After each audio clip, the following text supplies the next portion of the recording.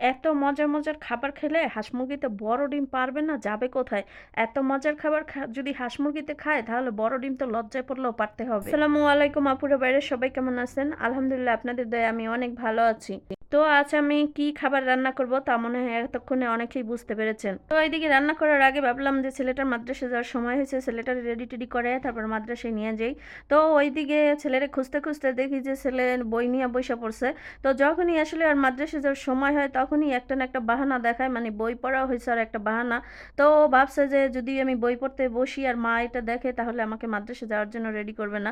শেষমেশ কোনো বাহানাই আর ঘরে থাকতে পারলো না, রেডি টেডি হয়ে মাদ্রাসায় যেতেই হলো। তো এইদিকে ছেলের রেডি টেডি কইরা মাদ্রাসায় পাঠাইয়া তারপরে আমি রান্নাঘরে চলে আসলাম। আর আজকে ভাবছিলাম যে সবার জন্য হাঁস মুরগির খাবার রান্না করব। হাঁস মুরগিতে সবসময় খাই, তো আমরাও একটু খেয়ে দেখি কেমন লাগে। হাঁস মুরগির খাবার রান্না করার জন্য এখানে শুকনো মরিচ কুচি কুচি করে কেটে নিচ্ছি, আর কাঁচা মরিচটাও কেটে নিচ্ছি, আর বেশি করে রসুন কেটে নিচ্ছি। আর এদিকে গরম পানি বসায় দিছি। এদিকে তেলটা ভালো করে গরম করে নিলাম, আর শুকনো মরিচ, কাঁচা মরিচ, রসুন আর পেস্টটা একসাথে দিয়ে দিলাম। তো এগুলো লাল লাল করে ভেজে নিব। আজকে আমি খুদের ভাত রান্না করতেছি, আর এইভাবে খুদের ভাতটা রান্না করলে এত মজা হয়। তো ছোটবেলায় যখন গ্রামে বেড়াতে যেতাম তখন দেখতাম চাল থেকে যে খুদটা বের হয় এটা হাঁস মুরগির খাওয়ায়। আর এই জন্যই আমি বললাম যে হাঁস মুরগির খাবার এবার আমরা খাবো। তো আসলে এই খুদের ভাতটা ঢাকার বাড়িতে সবাই কম বেশি পছন্দ করে, আর পছন্দ করবে না কেন, এটা খেতে কিন্তু অনেক মজা। খুদের ভাত রান্না করার সময় কিন্তু খুদের চালগুলো আগেই ধুয়ে পানিটা জড়াই নিতে হবে।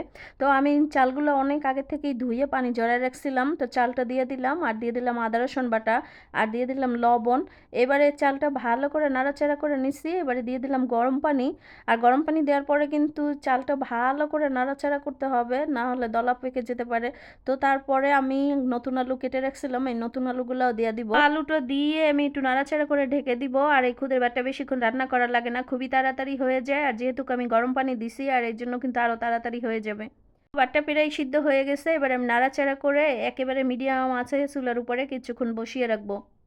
চুলার উপরে বসায় রাখছিলাম, ভাতটা একেবারে হয়ে গেছে। আমি চুলা থেকে নামায়া তারপরে এবারে দিয়ে দিব ধনিয়া পাতা। আমি কিন্তু চুলা থেকে নামাই একবার গরম গরম ভাতের ভিতরে ধনিয়া পাতাটা দিয়ে দিলাম। আর এভাবে ধনিয়া পাতার একটা যে এত সুন্দর ফ্লেভার এই খুদের ভাতের সাথে, মনে হয় যখন নাড়াচাড়া করি তখনই খেতে বসে যাই, এত ভালো লাগে আমার কাছে।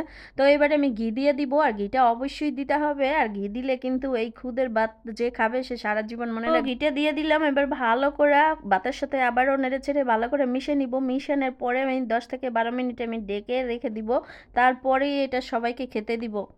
আমার বাসায় কিন্তু আসলে এতগুলো খাবার খাওয়ার লোক নেই, আর এই খাবারগুলো আমরা যেই কয়জনে খাবো আর বাকি যেই খাবারটা থাকবে এটা বাইরে চলে যাবে। তো আমি অনেক রকমের ভর্তা বানাইছি, এনে চেপা শুটকি ভর্তা, ধনিয়া পাতার ভর্তা, তারপরে আছে বেগুন ভর্তা, আর সাথে আছে ডিম ভাজা, সাথে আছে আরো কলিজা ভুনা। তবে কলিজা ভুনা দিয়ে আমি এখন খাবো না, আমি ভর্তা দিয়ে খাবো, কারণ ভর্তা দিয়ে খুদের ভাতের মজাই আলাদা। আর শীতের দিন আসলে এই খুদের ভাতের কথা সবার মনে পড়ে, আর মনে পড়বে না কেন, মনে পড়ার মতোই একটি খাবার।